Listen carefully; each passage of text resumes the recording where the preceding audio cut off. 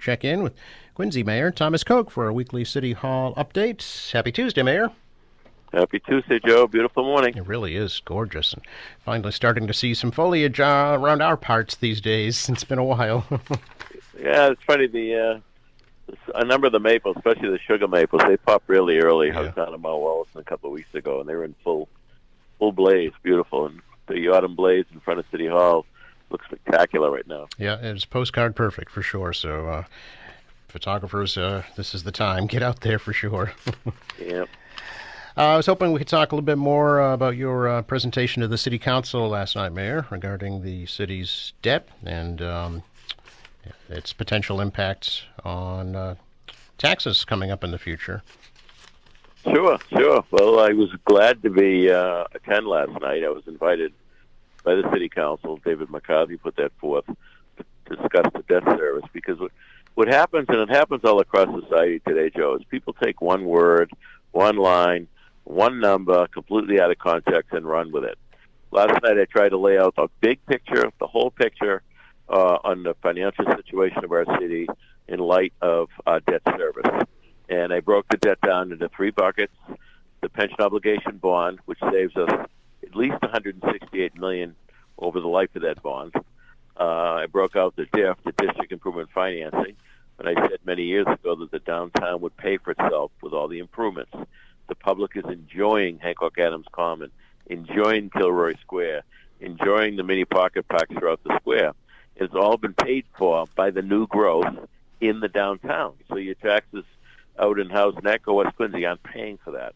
And the third bucket is the general debt. So that would be schools, parks, water mains, and sewer lines, and seawalls, public safety headquarters. And a number of those projects we have, as you know, we're very aggressive. We get a lot of reimbursement from the school building authority and the schools. We've got federal money in other awards, like $10 million is going to help from the feds to help pay for Southern Artery to be redone. We're always pushing and looking for ways to augment our own funds with state and federal money. We've been very successful. So there was the three buckets that we talked about last night to put it all in perspective. And one of the lines I love to use is that we're on 5 new schools. Squantum Elementary is the 5th school that we've done without a Prop 2.5 override. Joe, that's unheard of in Massachusetts. There's communities in the South Shore that for one school they need an override. There's cities that need an override for one school, such as Somerville and Newton a few years back. So there's a lot of examples out there of across Massachusetts. There's very few communities that are in better shape financially than Quincy, and it doesn't happen by accident. It's good policies, it's discipline, it's accountability, working well with the City Council. And I know that there's some folks in the public that talk about we're spending too much. And I always ask the question back, Joe, whenever I'm engaged. Okay, should we not do the seawalls? Oh, you have to do those. Should we not do the new schools with the reimbursement of the state? You have to do those. Should we not do the roads and the pipes? No, you have to do that. Okay, then tell me what I shouldn't do. I mean, we're doing great stuff because for years, administrations, with all due respect, kicked the can down the road. They were 2-year terms. We'll worry about that. We'll let the next guy worry about that. And it's caught up to us. And much like your home, if you let your home go, it's going to cost you a lot more down the road. I view the debt much like people have mortgages or second mortgages to either do work on their homes, send their kids to college, whatever it may be. It's along the same lines for those folks that are trying to understand it. So, and I would suggest anybody that wants any more detail, wants to sit down with the municipal finance team to go over everything. We get everything online. People talk about transparency. We have stuff online about the budget, every aspect of it. You can find whatever you're looking for. But if you need some guidance, my team will be happy to sit with you. So I'm really proud of where we're at in so many ways, and I'm proud of the team that we have assembled, department heads and managers and employees who are doing a bang-up job across the board. And in addition to dealing with the debt service, because we've embraced growth and new development, it fuels the engine. It provides the fuel for the engine, meaning the city budget, the operating budget. It's allowed us to add teachers, firefighters, police officers, And we're really in a good place as far as the city goes and all the departments that serve the residents of the city. As you know, Mayor, with regards to the Prop 2.5 override question, some folks argue they would like a Prop 2.5 override question to leave it up to the voters to decide. How do you respond to that? Well, if that were the case, then I would have to spend $30 more million this year because we have excess levy capacity. So your taxes would go up dramatically to get to the levy, and then do a question for a Prop 2.5 override. You're going to be paying triple. It's just that's to me that's an absurd statement. Since I've been in, we've left $430 million on the table, so we didn't go to the excess levy capacity. And I mean, we did go to the limit, which allowed us excess capacity. Communities all around us are at the max; they're at the limit. So we've saved taxpayers over $400 million since I've been in office because we haven't gone to the limit. Question was raised. It's an absurd argument, Joe. That doesn't make any sense at all. Okay. The question, as you know, raised last night about a bill basically for the pension, $14 million. I wonder if you could explain that. Yeah. So there's the bill we get each year from the retirement system.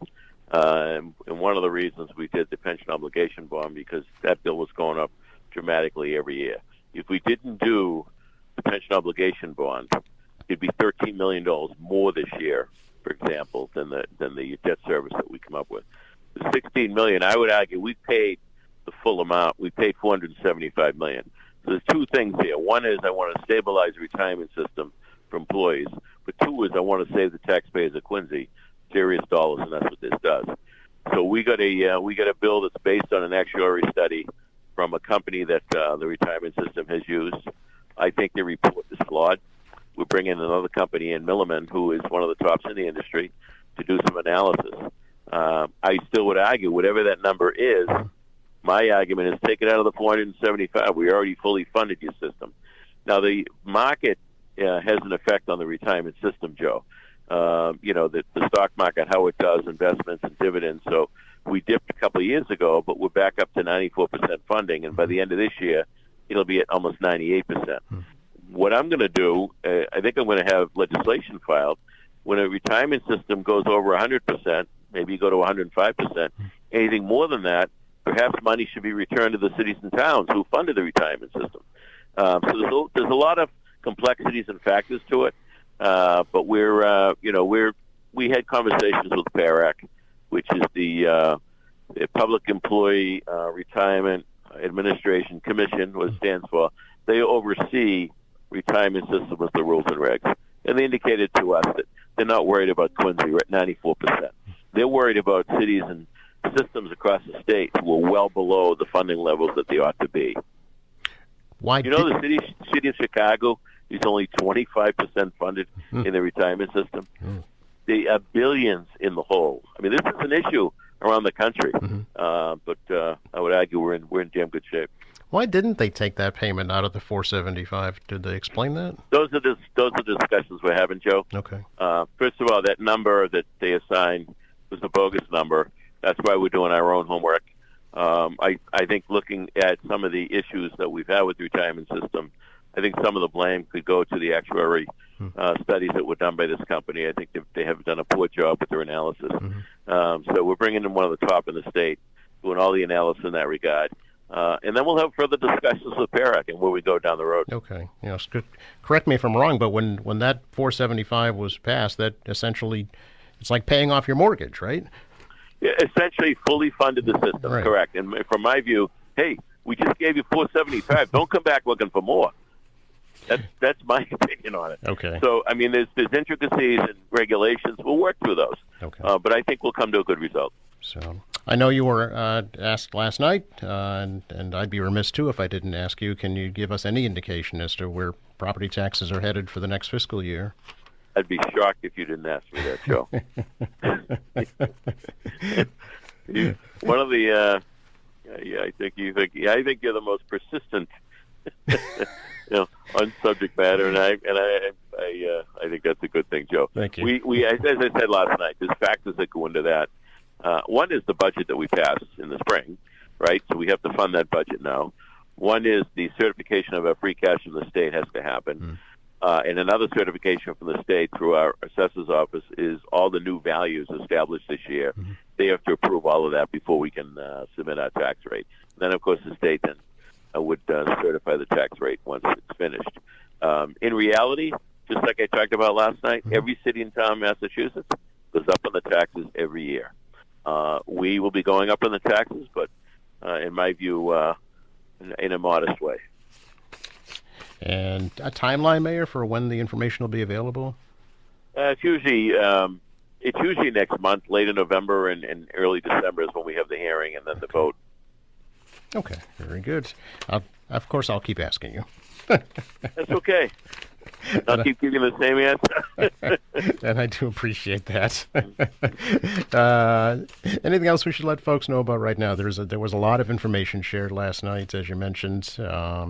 And one of the notes that I thought was interesting was the assessments that have gone up 32% in just 4 years. Yeah, the city is hot. The real estate is extremely hot in Quincy, and the reason for that, I would argue, in spite of what my naysayers say, the city is safe, it's clean, incredible services. Whether it's if it's so back up in the middle of the night, we go in there. Most cities and towns they call Mr. Drain. If you have an eroding issue, neighbor, we go into private property and set traps and bait. They don't do that in most cities and towns. So we do it all as a city, and we do it well. Our parks are beautiful. The library system is excellent. Our schools are the best in the state as far as any urban district goes. So people want to live here. The natural resources, from the Blue Hills to the Atlantic Ocean, people are more into nature today. They appreciate the beautiful natural resources we have in the city, never mind the historical assets we have. So it's people want to be here. That's a reflection. And by the way, if you owned a house for 25, 30 years, that's what you want to see with your investment. You want to see that number go up, and at some point, you're going to cash in, sell the house, and downsize. So, I know that, because of higher values, taxes are higher. That's the system. I didn't invent the system, but that's the system we deal with. But I'd rather be in that place than values going down, like some other older cities that you don't get any return on your investment in your home. So it's a great city. We're right in the middle of 351 cities and towns on tax burden, but we're at the top of the list on services. And I would argue with anybody on that any day. Very good. Always good to talk to you, Mayor. Appreciate your time. Same here, Joe. Sorry, it's a little on my soapbox, but nope. Continuation of last night. That's what this is. That's what this is for. So we're happy to let you have it. Thanks, Joe. Enjoy the day. You too. Thank you. Bye-bye.